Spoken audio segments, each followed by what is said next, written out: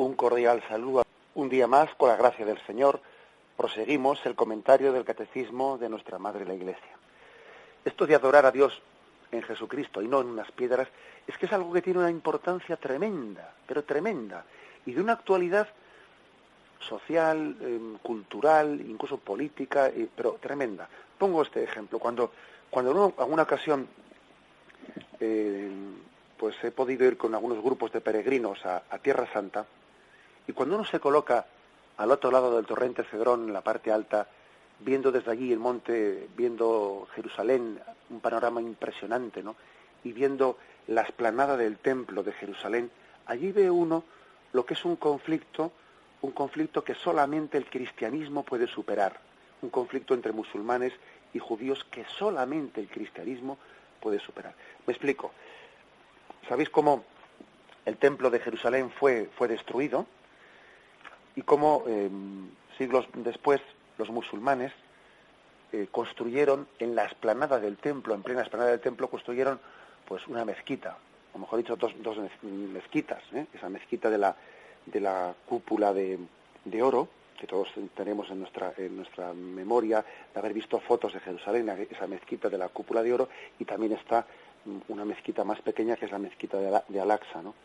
Pero especialmente esa mezquita central, que está puesta en pleno centro, ¿no?, de la explanada del templo, claro, impide a los judíos poder reconstruir su templo, el templo que fue derruido, tal y como Jesús profetizó, les impide reconstruirlo, porque claro, para poder reconstruir los judíos el templo, deberían de derribar la mezquita, ¿no? Y claro, eso sería la Tercera Guerra Mundial, que los judíos derriben pues esa mezquita para poder construir ellos su templo. Y además hay un conflicto tremendo, porque es que esa mezquita ha sido construido justo encima de la piedra de donde Abraham se dispuso a sacrificar a su hijo Isaac, en esa piedra encima de la cual los judíos habían construido el templo. Pues ahora vienen los musulmanes y construyen una mezquita.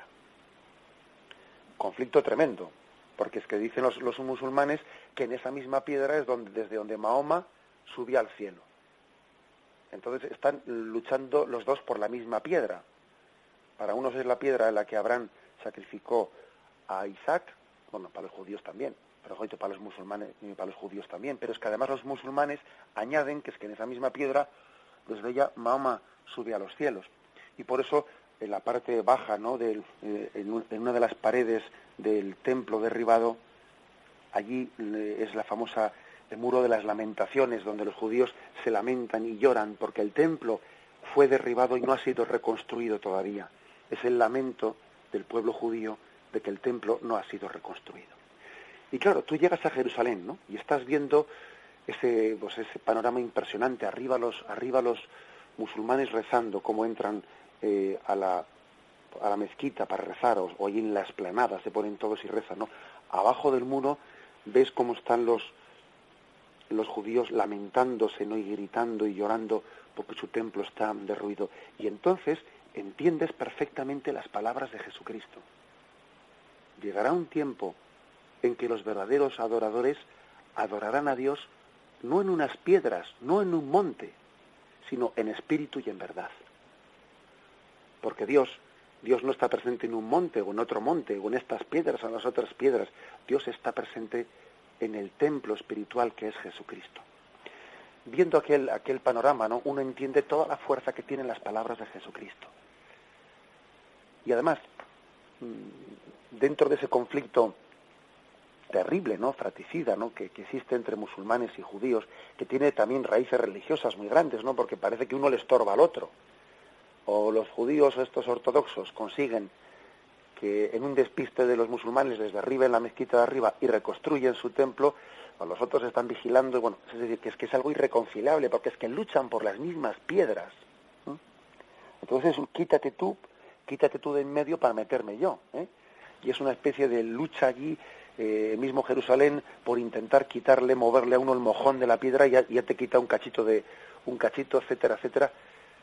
Fijaros bien, yo creo que los cristianos, en este momento, ¿no?, de la historia, podemos, debemos y estamos haciendo, ¿no? Estamos dando un testimonio importantísimo de que la verdadera religiosidad no es la que lucha por una piedra, sino que es sencillamente la que adora a Dios en espíritu y en verdad, la que le adora en Jesucristo, la que le adora en la Eucaristía, la que le descubre presente en los pobres y descubre que está Cristo más presente en un pobre que en aquella piedra por la que se están matando. Está Jesús infinitamente más presente en el sagrario, en un sagrario de una selva, que allí en aquel monte, que acaba siendo casi el foco de la Tercera Guerra Mundial, ¿no?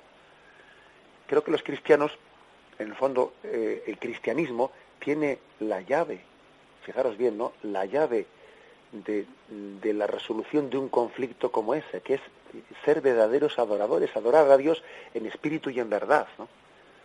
Porque es que es una manipulación de Dios, es una manipulación en el que invoquemos su santo nombre, pues bueno, sencillamente para matarnos entre nosotros por unas piedras y por unos lugares.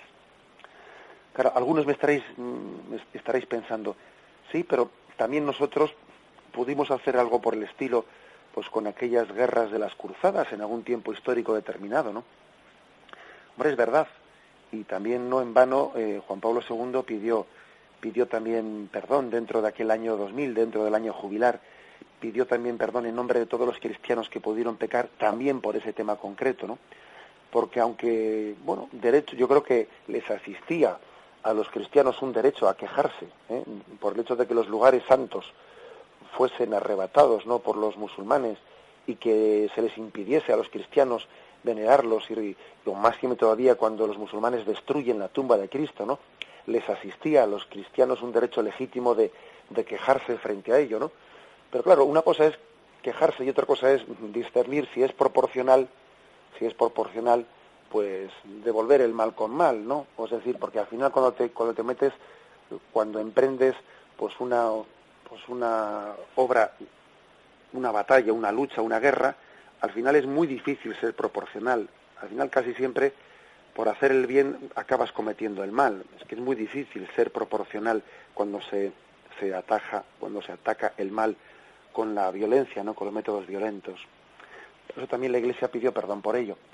Ahora bien, el hecho de que nosotros hayamos cometido pecados en nuestra historia, nosotros con nombre y apellidos, porque no es la Iglesia la que comete pecados, sino los miembros que la formamos. La Iglesia es santa, inmaculada. Somos los miembros de la Iglesia los que no somos fieles a Cristo. Bueno, pues también creo que es que uno aprende de sus errores, como Pedro aprendió después de haberle negado 3 veces al Señor, ¿no? Y sale purificado. O sea, también la Iglesia, los miembros de la Iglesia salimos purificados después de que el Señor ha permitido nuestras caídas y salimos purificados. Y creo que ahora mismo el cristianismo se convierte como en la alternativa, en la religiosidad verdaderamente que tiene la clave de la paz, Pues porque cuando vemos que el mundo, que quizás hasta la Tercera Guerra Mundial muchas personas dicen que si en algún lugar podría estallar es en aquel lugar de Oriente Medio, ¿no? Vemos allí esa tensión que existe pues en el mundo palestino, entre el mundo árabe y el mundo judío. Es un foco de inestabilidad que ahora mismo posiblemente sea el foco que más inestabilice, ¿no?, la paz mundial. Bien, pues la religiosidad cristiana es la que tiene esa llave, ¿no?, esa clave, la clave de poder sembrar la paz. Nosotros adoramos a Dios en espíritu y en verdad, sin hacer de unas piedras un banco de lucha. Es más, los cristianos están siendo expulsados de Tierra Santa y Jerusalén mismo ahora tiene una presencia simbólica de cristianos.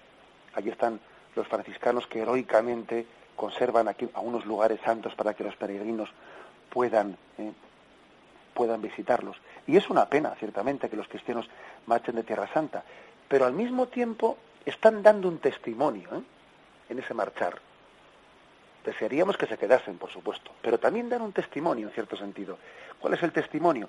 El testimonio es: yo no voy a odiar, yo no voy a matar por unas piedras. A mí el Señor me enseñó a dejarme matar si fuese necesario, a ofrecer mi vida, pero no a matar por unas piedras, porque un cristiano que marcha de Jerusalén porque ve que allí no puede seguir viviendo, porque la presión a la que le somete es máxima, ¿no? Un cristiano, en el fondo, sabe que aunque se despida de Jerusalén, lleva a la Jerusalén en su corazón, y que cada vez que comulga, Dios está con él, y que el Espíritu Santo habita en su interior, y que es templo del Espíritu Santo. Con ello da un testimonio, el testimonio que dice Juan 4:24. Los verdaderos adoradores adorarán a Dios en espíritu y verdad. Ese es el verdadero templo. Bien, me despido con la bendición de Dios Todopoderoso. Padre, Hijo y Espíritu Santo, descienda sobre vosotros. Alabado sea Jesucristo.